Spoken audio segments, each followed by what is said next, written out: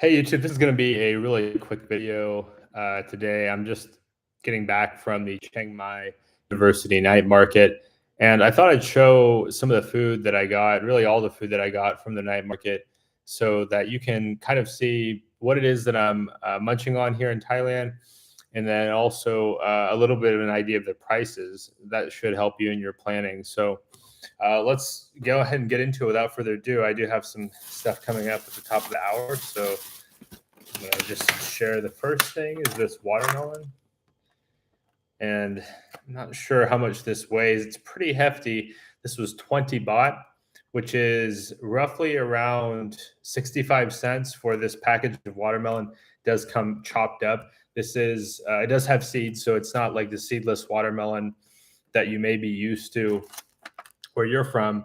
For 20 baht, though, about 65 cents, pretty good deal. I think the equivalent in the US would be probably, if you could find it on its own, probably $4 or $5.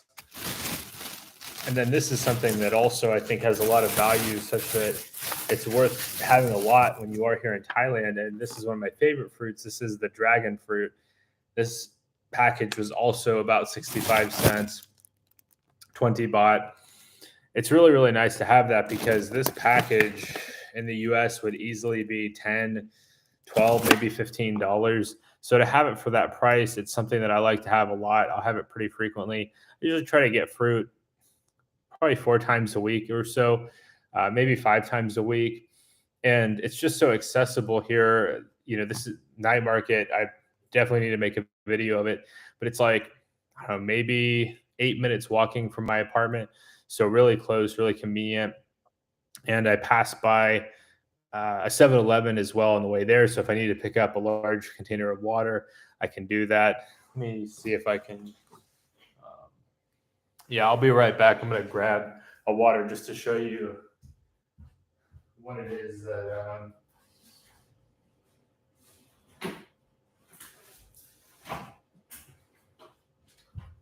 talking about. So here we go. So this bottle is 13 baht, about, let's just calculate it out, 13. So about 36 cents. And this is, let's see if it has a measurement on it. I think 1.5 liters. So this is about 1.5 liters for 36 cents. And I go back and forth on it. I know that it's not the most efficient way, but so at times the water here. Oh, hey, we got a couple of viewers. Definitely. Oh, hey, Ron. Great question. Ron asks, what's the difference between night market and wet market? Well, I'm going to pause to answer Ron's question. And then I'm going to hop back to just sharing the rest of what I got tonight. I've got 2 other items I'd like to share with you.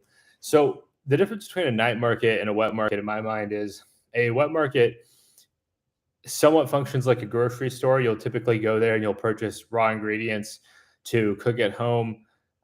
It's often going to be primarily catering to locals because in a lot of the countries that are, you could just say, non-Western, there's a limited group of people that can afford a high-end grocery store, right? So those exist, but there's a limited audience that has the budget for that. And so I primarily think of a wet market as a place for, like I said, locals on a budget, perhaps feeding a lot of people, right? Like if you're a local person and you're cooking for, say, 3 or 4 people or more, then it becomes more and more economical to cook. Whereas if you're a single person, well, we got 4 viewers. This is a great time to be on. Hey, everybody. Feel free to throw any questions or comments down below, but I'm just answering Ron's question here.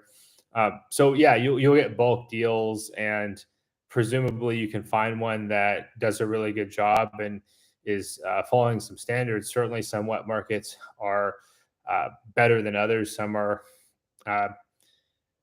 just not as good as some others, but I don't really shop at wet markets. I don't cook here in Thailand.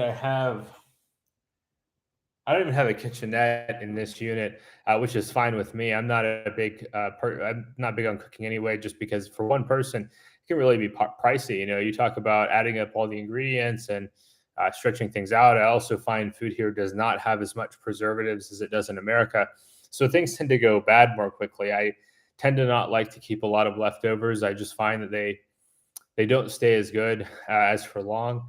And I think, like I said, it just goes into you know the preservative aspect. What else can I say on that?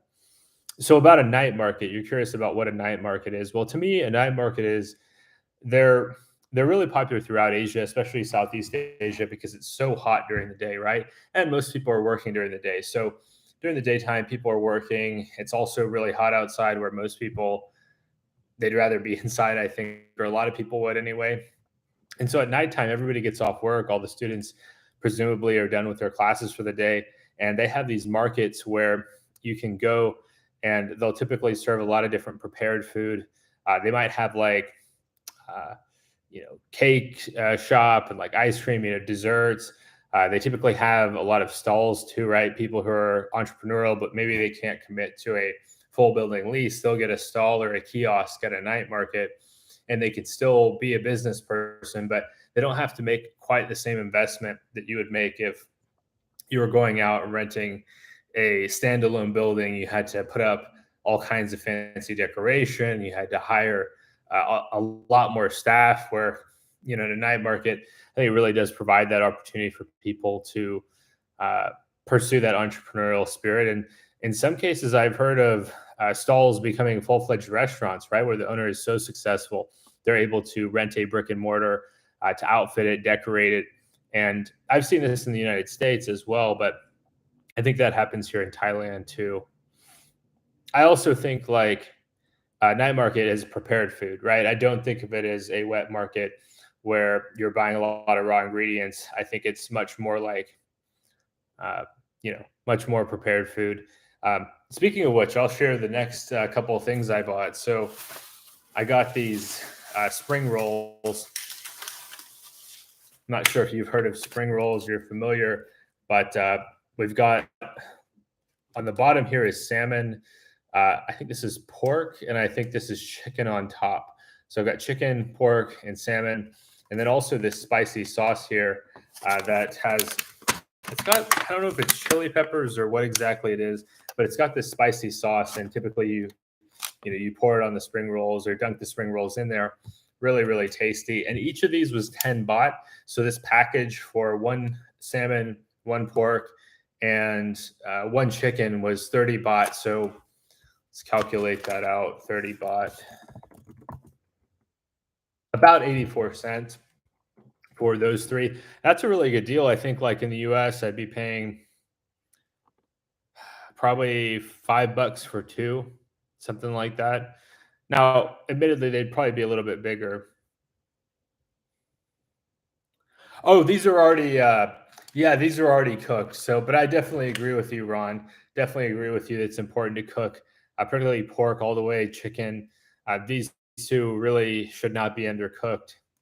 And then the last thing that I got, really tasty here. Um, this is pineapple chicken, and so you can see here they also include a couple of shrimps right there, and it's really really good. It's I don't think it's traditional Thai food, but they make like it reminds me of like cashew chicken a bit from in the U.S. And this ran about 65 baht. This this pineapple chicken, and that's roughly 65 baht, $1.82. So about $1.82. And so in total for these four things, the watermelon, the dragon fruit, the spring rolls, and the pineapple chicken, it's about 135 baht, right under $4. And there's a lot here. I'm really excited to dig into it. I definitely should show off that night market. There's a lot of other stuff too. They have a pizza spot. I haven't tried that yet. They have uh, like a Korean barbecue almost, and I did try that. It was incredible. I definitely plan to go back. It was really a wild experience. Like not uh, they were not short of fans, and so that's definitely what attracted me to them. But Yeah, I hope this video has been helpful. I'm going to wrap up here in a couple more minutes, just because I'd say about 5 minutes, just because I've got some stuff to work on around 9. But yeah, feel free to throw any more questions you have down below. It's definitely it's been a nice day in Chiang Mai today.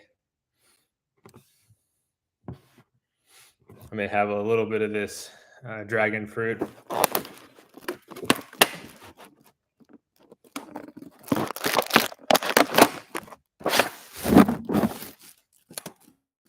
I had my Thai language class today, and definitely challenging, but I can feel like improvement and starting to understand numbers.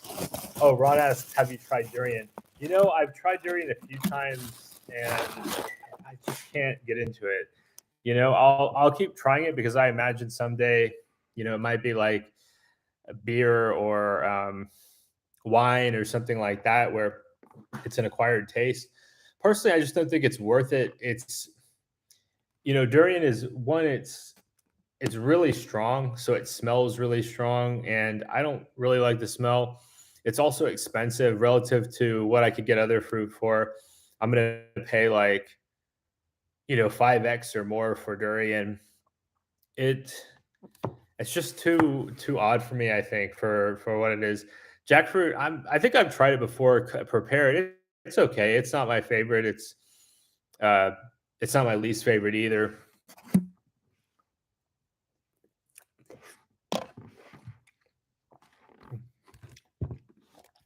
Breadfruit. Let me look this up. Oh wow, I need to try it.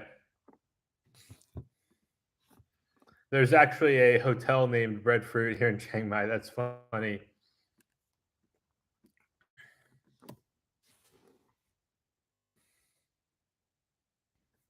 Apparently, it's popular in the Philippines. I'm gonna have to check it out sometime, Ron. That sounds really good. This dragon fruit is fantastic.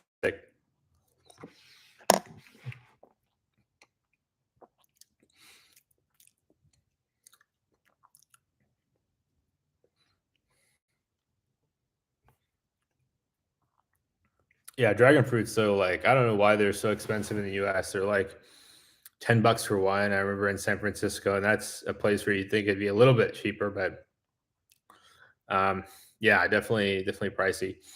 So Ron asks, how long are you there in Thailand? I will be here until next July. I think next July, I'm looking at Vietnam, and I'm trying to think of anything else. I might start working my way back to America. It really depends on how things go. If the tech industry picks back up, I'll definitely be considering jumping on that opportunity. Also, uh, it'd be nice to see Vietnam. So I'd really like to go to Vietnam next year. There's some other countries that are on my radar as well, but I'm not sure how timing will work out. So I think Vietnam is just easy. It's like a couple hour flight. I could go there as for as little as like a week and feel like it was worth the time and effort to go. Wouldn't want to go for a weekend just because it seems like a really cool and unique place based on what everybody's told me about it. Um, but yeah, it's definitely on my list. I haven't been to Vietnam yet, so I've been to um, most of the Southeast Asian countries. I think that are on people's radar, but not all. And Vietnam is one of those. And then the other one, I'll definitely be dropping some hints on it, if that time comes next year. Lychee is good. I like lychee. I like it also like made into drinks. I haven't been to Dubai yet, and I am definitely a fan of Singapore. I love Singapore. Such a cool country, really beautiful country, safe, modern, advanced. Yeah, I liked it a lot. It was very, very hot, and that's saying something for this region. But being said, still a very unique city. I really like it. I'm definitely interested to go back at some point. South Korea is on my radar. I'm not sure if I'm gonna go in that direction in the near future, but I've heard South Korea is really good for teaching English. So I've thought about that. Maybe going and trying it for 6 months or a year in Seoul or in Busan or in a different part of Korea. just experience what that's like. In Taiwan, I've had a layover in Taiwan. I haven't really done much outside the airport, but I really want to go to Taiwan at some point. It's yeah, it seems like a really interesting country, and I've heard it has a lot in common with Japan. But thanks so much, Ron. I really enjoyed chatting with you. I'm going to wrap this one up just because I'm going to munch on some food and then get on my next project. But yeah, I'll talk to everybody soon. Definitely appreciate you watching, and I hope you have a great day ahead.